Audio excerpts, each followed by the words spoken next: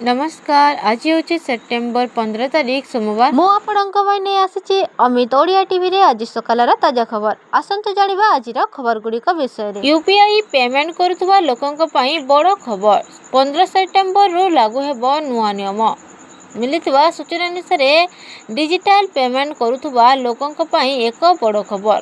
आज सेप्टेम्बर 15 रु national payment corporation of India व्यक्ति व्यवसायी कारबार सीमा 10 लाख टंका को वृद्धि करिछि। एहा सहित यूपीआई माध्यम रे बड़ कारबार करबा आहुरी सहज हो जाइछि।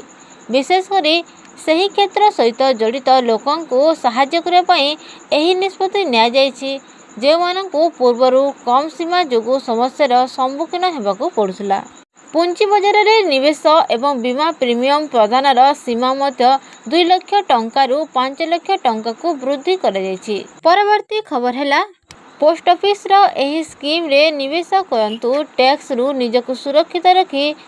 जदि आपणकर टंका को एक सुरक्षित स्थान रे निवेश करने को चाहते एवं भल रिटर्न मध्य पाइबाकू चाहते तेबे पोस्ट ऑफिस संचय योजना गुड़ी को आपणक पई सबुठारु निर्भर योग्य विकल्प प्रमाणित हो पारे। एही योजना गुड़िक केवल आपणकर निवेश को सुरक्षित दे न थाए बरं 7.5% रु 8.2% पर्यंत आकर्षणीय सुध मध्य देइथाए। परवर्ती खबर हैला नुआ जीएसटी पूर्वरु नुआ एमआरपी। ओडिशा समेत सबु राज्य को चिठी लिखिला केंद्र खाउटी व्यापार मंत्रालय। सूचना अनुसार नुआ जीएसटी पूर्वरु नुआ एमआरपी जीएसटी स्लैश रे परिवर्तन करिया परे पूर्वरु क्रय किंबा पैकिंग होई सारिथिबा सामग्री उपरे संशोधित मूल्य लिखिबा बाध्यतामूलक। केंद्र खाउटी व्यापार खाद्य ओजन वितरण विभाग पक्षरु ओडिशा समेत समस्त राज्य सरकार को पत्र लिखा जाइछि। उत्पादक पैकर और आमदानकारी को निर्देश जारी करने पई कहा जाइछि। चिठी रे कहा जाइछि जे जीएसटी संशोधन हेबा पूर्वरु गच्छित थिबा सामग्री उपरे नुआ दर बा एमआरपी लेखा हेबा जरूरी।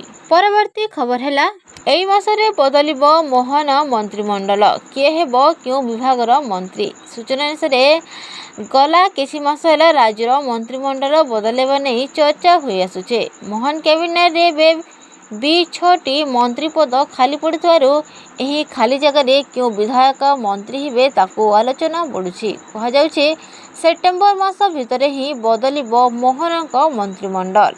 राज्य कैबिनेट रे मुख्यमंत्री छाड़ीदेले 21 जन नेता मंत्रिमंडल रे सामिल हो पारे हेले किंतु मोहन कैबिनेट रे केवल 15 जन मंत्री सामिल अछंती। परवर्ती खबर हैला ओडिशा आसिबे मोदी एथर करिवे कि बड़ घोषणा। सूचना अनुसार दक्षिण रे पश्चिम उत्तर आड़ू दखल करी जीव 27 रे ब्रह्मपुर गस्तरे आसुचंती प्रधानमंत्री नरेंद्र मोदी। सेठारे आयोजन हेबाकु थिबा जनसमावेश रे सामिल हेबे पीएम।